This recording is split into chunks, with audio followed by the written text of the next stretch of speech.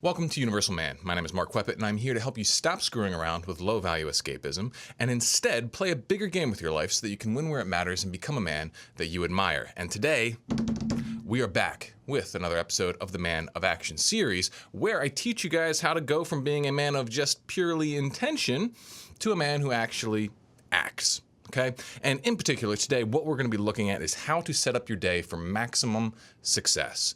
Because if you're anything like the guy that I used to be, well, then you would have a whole big to-do list. You're like, oh, I'm going to do this at this time. I'm going to, I got this awesome plan. And then when the time comes for you to actually do it, you don't do it at all. You instead just escape. You just do dumb shit with your time. And then you get really pissed off at yourself at the end of the day because you're not showing up and being the person that you want to be. So if that sounds like you and you want to have that stop being who you are, well, then this is the video for you. Now, before we get into this, talking about how you manage your time and all this kind of stuff, we've got to talk about how you do your downtime, okay? And instead of just looking at butts on Instagram or just getting pissed off on Twitter or playing some dumb mobile game, God forbid, if you play games on your phone, then I don't even know if you should be watching this video, but don't do that. Do something better with your downtime. You can't be ultra productive all the time, so what can you do?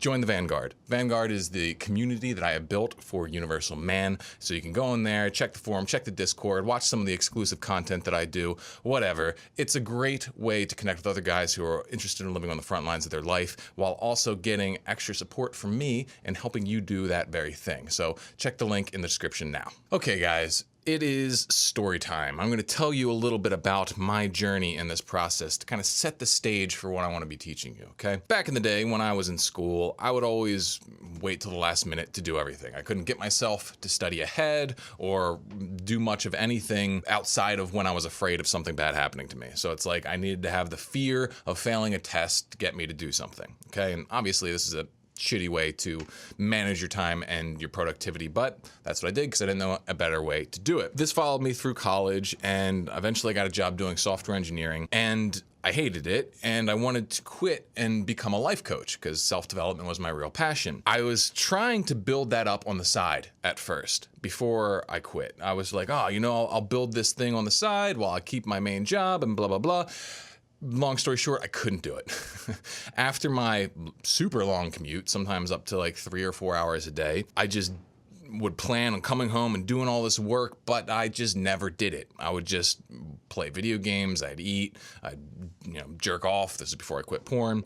And, I just didn't have much to show for that time at all. And I hated it. And I was like, shoot, okay, well, I guess I can't do stuff on the side. So I'll just have to quit entirely. And so I did. I quit the software engineering job and I started down the path of trying to be a life coach, like getting the training and all this kind of stuff. As I was doing that, I was like, I'm going to have all this free time. I'm going to be able to be super productive. But the reality is, I could maybe get like an hour or 2 hours of work in a day, sometimes a little more. I wasn't completely dysfunctional, but for the most part, what was I doing? I was just escaping, surfing the internet, jerking off, playing video games, doing all that kind of bullshit. And I just no matter how hard I seemed to try, I was really struggling getting myself to show up and do more than just the absolute bare minimum. The first big breakthrough I had was I quit porn, and that was massive. I stumbled across the NoFap community, yourbrainonporn.com, all this kind of stuff, and that was a big, life-altering moment for me, and you can watch all my other stuff to find out more about that kind of thing. So that took me from really dysfunctional to fairly functional. Okay, and I was able to start doing some good work. And, fast forward a few years, I was really active. Okay, I had a packed schedule. I was coaching a bunch of clients. I had my first course was out with the NoFap Academy, so that was doing good. I was trying to create YouTube videos all the time. I was, studying all this stuff. I was really packed, but the problem was I wasn't doing the most important things at this point. So I was doing lots of stuff, but not the most important stuff. And the most important stuff was the hard work of trying to build my next course. That's the one that eventually turned into the Reforged Man course. And I didn't do it because it was hard. It was so hard. It was all right, this thing is so cognitively draining. I would try and I would schedule out the time. I would have every intention of doing it. And I just repeatedly wouldn't do it because I felt overwhelmed. I felt stressed. I felt like I didn't have the gas in the tank to make it happen. And I was like, all right, fine. I'm just going to stop YouTube and I'm just going to work on this thing. And that's what I did. And you can actually go back through my YouTube videos and you can find this huge gap where I barely put anything out. And in that time, what I was doing was I was focusing on trying to make this course, really trying to buckle down and make it happen. It's great that when I did that, I was able to focus more. I was able to get around, 2 to 3, sometimes 4 hours of work on that course done each day. But that was pretty much all I was doing because I stopped making the YouTube videos. I stopped having so many clients. I stopped having really much else to do. And so, yeah, I had on average, probably 3 hours of work a day. For the rest of it, I just wasn't doing anything. I was just mostly playing, video games and working out and stuff like that. And it just wasn't fulfilling. And I also knew that it was really holding me back. Because I knew that I had all this, I had so much more capacity, but I wasn't utilizing it. And at the same time, I was terrified. I was terrified of adding more to my plate because I knew I needed to keep up this content creation. And I didn't want to go back to where I was feeling like, I'm doing all this stuff. And so now I don't have any, time, space, whatever to focus. And so that's when I really started to do it like a deep dive into how the heck does this productivity stuff work? How the heck are you supposed to be able to get yourself to be a highly functioning person who lives their morning to sunset, productively, who does good stuff with all their time and just really doesn't waste themselves. I've always had an acute sense that I wanted to do a lot of meaningful stuff in my life. And for the vast majority of my early life, I just never felt like I was even close to doing that. And so I went on a journey, and basically what I want to teach you is the kind of stuff that I learned. The big problem that I uncovered in studying kind of like the brain science and stuff like that was that not all tasks are created equal, meaning not all tasks feel the same, require the same amount of effort, power, whatever. And I was treating them as if they were the same. And you might be thinking, well, duh, Mark, obviously things aren't equal, but ask yourself this. How often do you think that if I have the time to do this, I should be able to do it, and I should do it?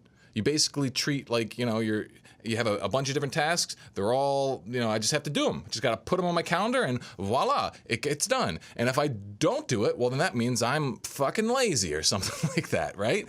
And we have this expectation because we see these people out there in the world who seem like that's what they do. They just say, oh, well, I'm going to do it here, and then they do it there. Or they say, oh, I'm just going to do it now. And then they do it right then. And you see, it's like, how the heck do you get yourself to do that? I can't do that.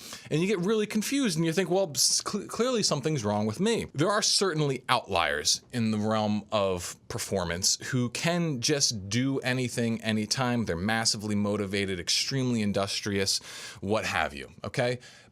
But that's not most people, and that's also not most productive people. If you see someone who's highly effective, chances are what's going on is not that they're just massively more powerful than you, it's that they're playing another game beneath the surface that you're not privy to, that you don't see what they're doing, but on the surface it just seems like, they're just being productive. They're just Nikeing it. They're just doing it. But in reality, there's much more calculation that goes on. And so that's what I want to teach you. What is this game that's going on beneath the surface that will allow you to design your days in such a way that you can do much, much more? So what is that game that's going on beneath the surface? It is brain state management. Okay? And there are a few variables we got to understand if we want to play this game and play it well. Okay? Obviously, you're going to need time. You're going to need time to do the things. Okay? This is not a time management video. So, if you don't know how to do that, well, then learn how to do that.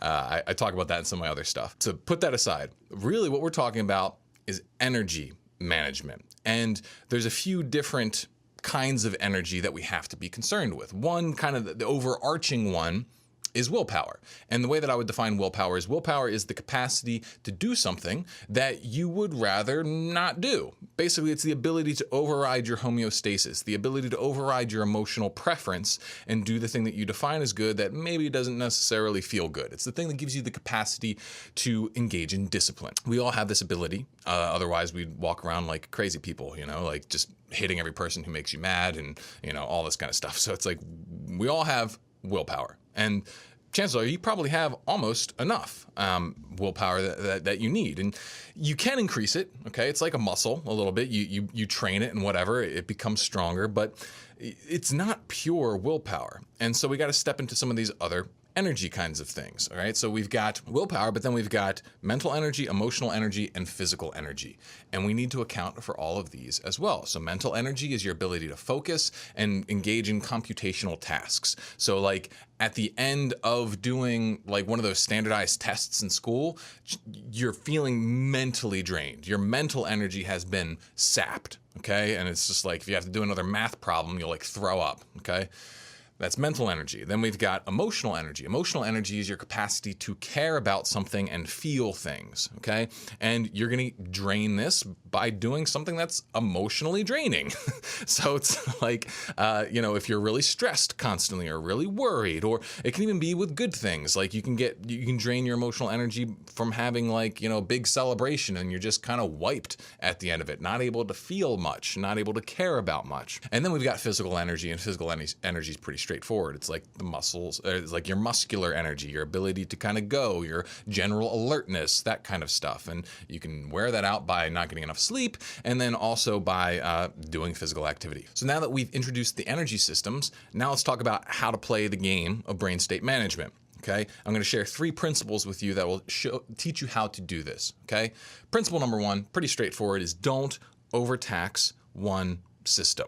The overview on the willpower level is don't do everything all at once. Okay, I say this all the time. So you can do it all, just not all at once. Because if you try and constantly do stuff that's hard for you, if you constantly are counting on yourself to override your emotional preference, then you're going to sap your energy real quick, your willpower real quick, and then you're just going to fall into autopilot. Okay, so you got to be selective about where you're going to flex, where you're going to push yourself, okay? Now, if we walk through the individual systems here, on the cognitive level, it means don't try and jam too much heavy mental work into one day. Practically, for me, what that means is I got to balance my creative work with anything else that's cognitively demanding, okay? So my creative work, I think really hard about this stuff. That's basically what I do. I sit down and I think really hard and I look inside of myself and I try and draft out a million ideas and all this kind of stuff. When I'm doing a lot of that, it's very difficult for me to do anything else that requires a lot of mental effort. So this could be stuff like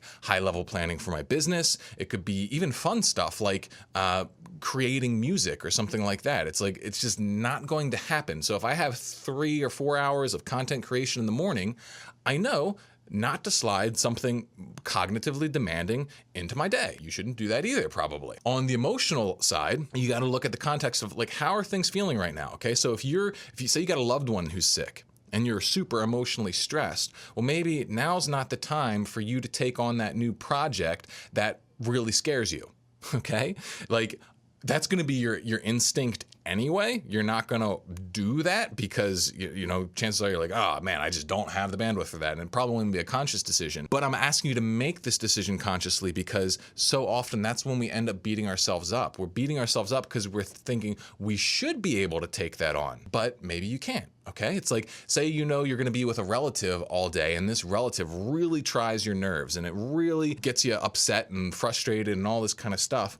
It's probably not the time to schedule an interview after hanging out with them. Okay, like if I had to do something like if I have to deal with a family member like that, I would not want to have to coach a client later because my emotionality is going to be shot. I'm not going to be able to really focus and care about the client, and it's not going to be good. So, I'll try and schedule that stuff around differently, right? And then onto the physical energy, it's, that's again pretty straightforward. It's like, if you're doing yard work all day, chances are that's not the time to schedule a super heavy workout or vice versa. Or, maybe if you're moving, you don't want to move your whole house and then also rearrange your weight room or something at the same time. It's like, you got to split up the physical tasks. And same thing with, sleep is a big part of this too. It's like if you're not getting a lot of sleep, you got to factor that into your plan. So if you have a kid and your kid's teething or something, well, then you're going to have to adjust your whole week because chances are you're not going to sleep nearly as well as you would need to for optimum performance. And so you're going to have to scale things back. And the power of this is that if you know you're playing this game, then you can stop beating yourself up about it and you can own the process, okay? I think a lot of times we end up following this rule anyway, but then we have the expectation that we shouldn't be doing it. And so I'm giving you permission to give yourself a little leeway and get some more peace in this process of trying to be the best person that you can. Okay, so principle 1 then is don't overtax any one energy system, okay? Principle 2 is that you're gonna wanna work with your daily energy curve, okay? I don't know if you know this, but your energy is not static throughout the day. Okay, it fluctuates. And the general curve for most people is that from the time of waking up, it gradually goes up and it's high for a while. And then, sometime in the afternoon, it starts dipping down.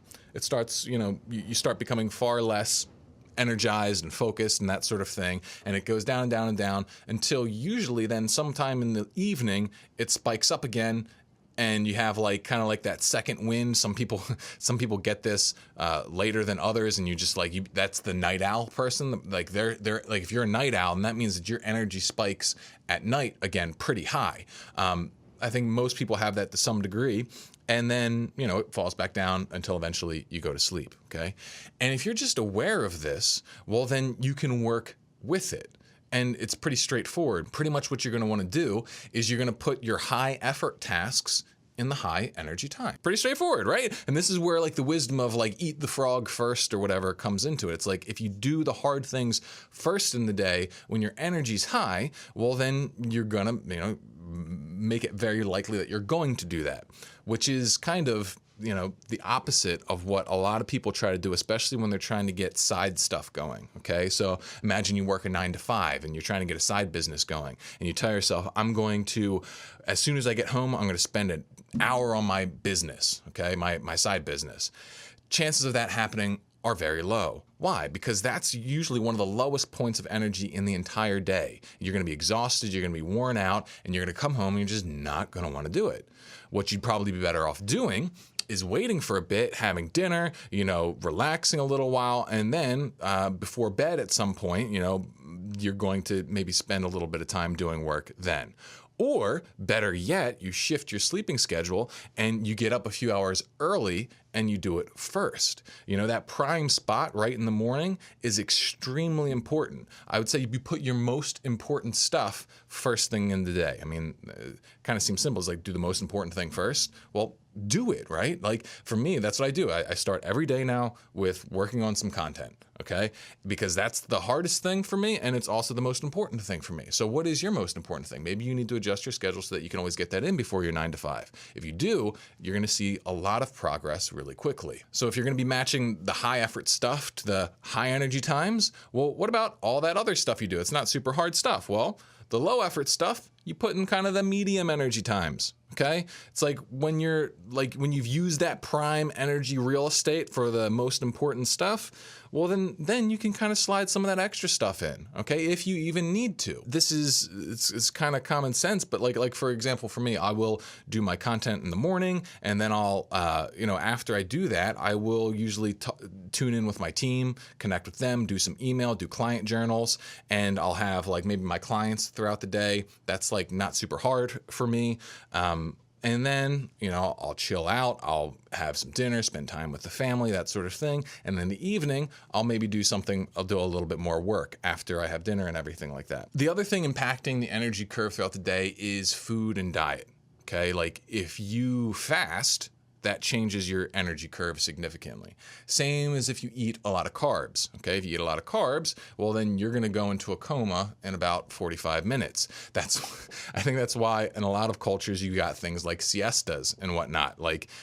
Mexican food, it's pretty calorically dense. It's got, pretty high carb, lots of rice and beans and all this kind of stuff. No wonder they take a few hours off in the afternoon. And that can totally work if you lean into it and are intentional about it. But if you're eating a siesta-inducing lunch, but you're not taking a siesta, chances are you're just, kind of doing crap work and then feeling bad about it later.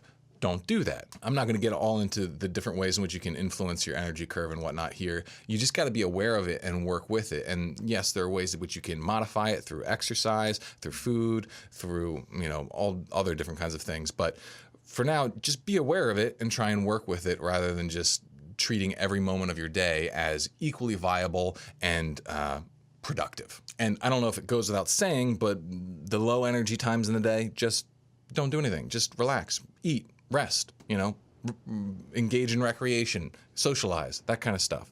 You need downtime, okay? So don't try and remove it. It needs to be there. Okay, so the principles we got so far are don't overtax one energy system, okay? You got to learn to, and then the second one is work with your daily energy curve.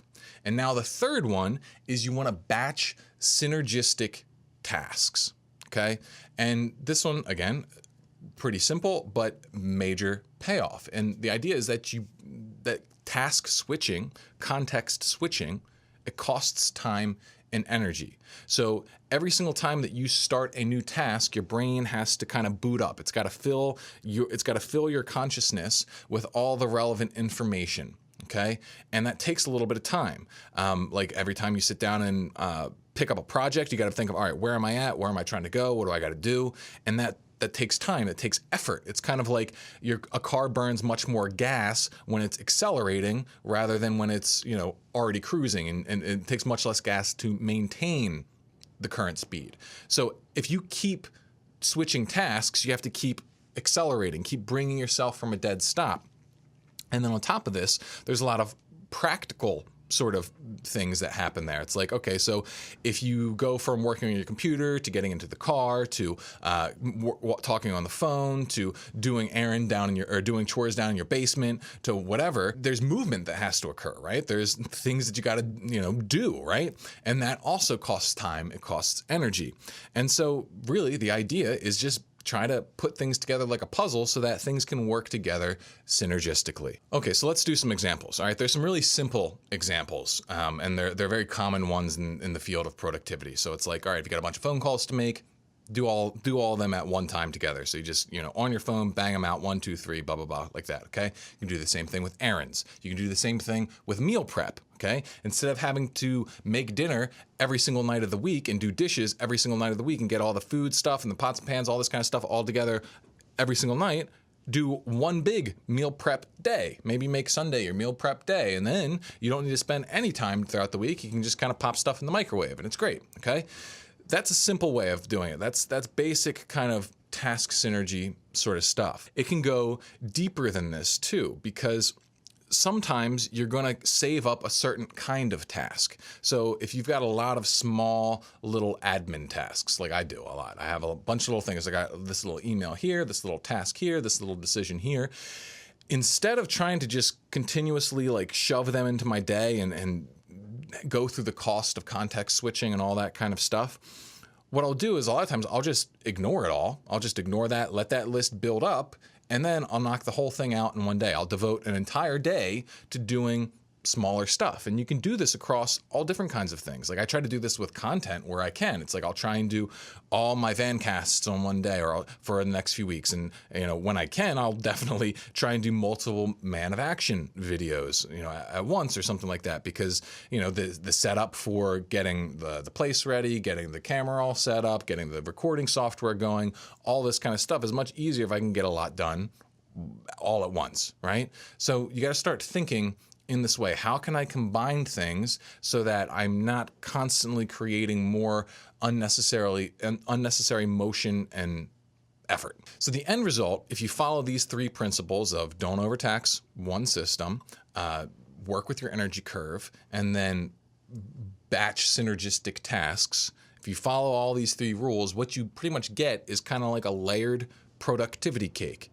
Day to day, you've got kind of these high effort, high value tasks, and then after them you've got some lower effort stuff that you can slide in there. Then you've got some rest, and then maybe another batch of productive stuff in the evening before you go to bed, okay? And it's a nice kind of sandwich. And then this sandwich operates on the day, but then throughout your week you've got a different kind of sandwich where you got different stuff each day where it's batched together so that you can be synergistic, you can be focused, and you can even do it across like big calendar swatches. Like at the end of the year, I'll pretty much take a couple weeks off from everything else, and I'll just spend that time planning my vision for the next year. That's what I did like during most of the holidays. It wasn't like it was a break from the other projects to work on this. You know, when it comes to tax season, I'll take some time off so that I can make sure my books and finances and everything are all in order. This is how highly effective people use their time.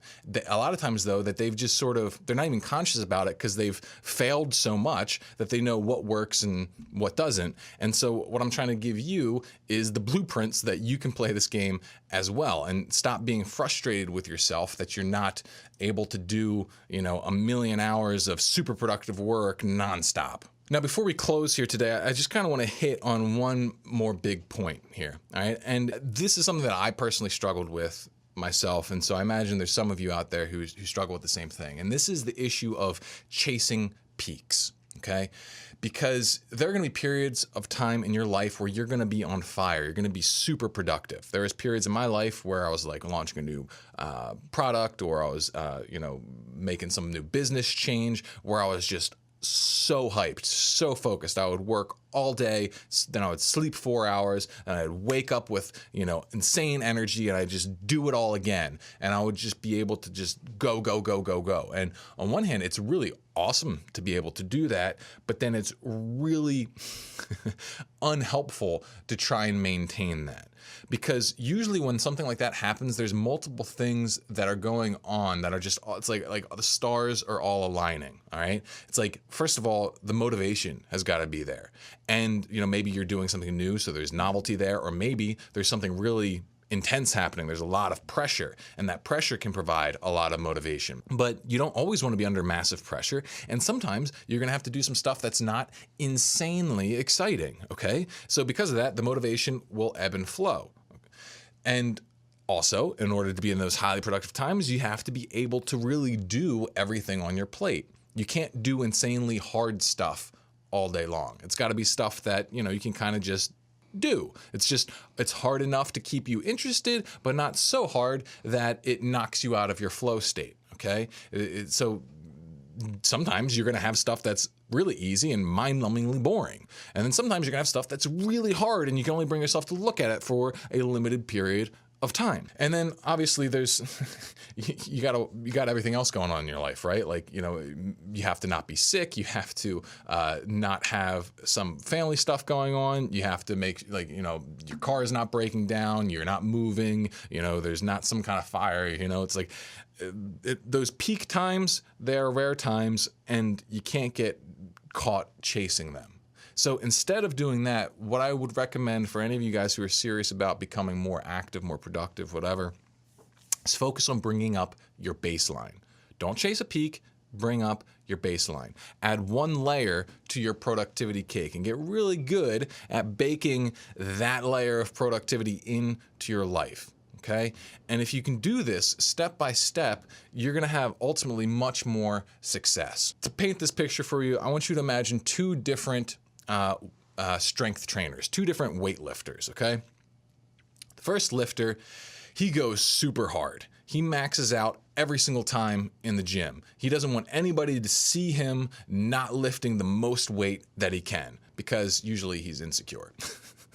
And the problem with this is that he continuously either burns himself out and he takes time off because it becomes such a grind and it's so hard to show up with that level of intensity constantly, or he hurts himself and then he has to take off time anyway, okay?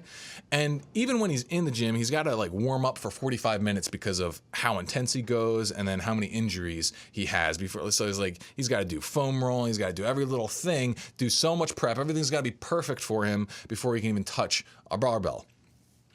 And then, this guy, what's he get for it? Well, he gets a few moments of egoic high when he's really going hard, but then mostly he's struggling with states of frustration, pain, and disappointment. So that's one lifter, okay? And I've definitely been him, both literally and figuratively in the productivity sphere, okay? Now, lifter two, what does he do? Well, he rarely maxes. He rarely goes 100%. And if he does, it's a calculated part of his plan. Maybe he's got a powerlifting meet, or, it's part of his training cycle or whatever, okay? And instead, what he's focusing on is steady, consistent, incremental gains. And instead of chasing his 100% max effort. He's trying to bring up the power of his 80% effort. So like maybe he can bench press 225 for 8 reps, and that's 80, feels like, you know, that's hard work for him, but it's not him frothing at the mouth, okay? Well, he's focused on bringing that number to maybe 245 for 8 reps with the same amount of effort. He does this because he knows if he brings up his medium effort, then his maximum effort will automatically go up. And so if you learn how to focus on this baseline stuff, focus on being steady and intentional and not over extreme, well then what you're going to get is, yeah, you're going to get some confident highs and they're going to feel great, but you're also going to be getting this balance between this cleansing sort of, you know, solid discipline and then humble workmanlike satisfaction. And that's the sweet spot. That's where you want to be. That's where the real good stuff in life is, because there's peace there. There's productivity, there's growth, there's excitement, but there's an underlying peace. And that's where things really, really take off. And so that was kind of a long story to make that point, but hopefully it at least strikes a few of you to the point where you can start living that way much earlier than I started living that way. So that's what I have for you guys. Hopefully you found this useful. Play big. I'll see you in the next one. Most guys fail to build good habits because they're stuck in bad thought patterns. Until you recondition your brain to think new thoughts in the moments that matter, you'll keep ending up in the same old places over and over again. This is why I created the Metascript method. It's a free guide that will teach you 3 simple yet insanely powerful journaling techniques that, when practiced regularly, will reprogram your brain for near automatic success. I've read hundreds of client journals in my years as a professional coach, and I've identified exactly what you need to put down on the page if you want to create positive life changes that truly stick. And no, just endlessly writing about your feelings doesn't work. So if you want to learn my secret weapons of self-development, then click the link below and grab your free copy of the Metascript method now.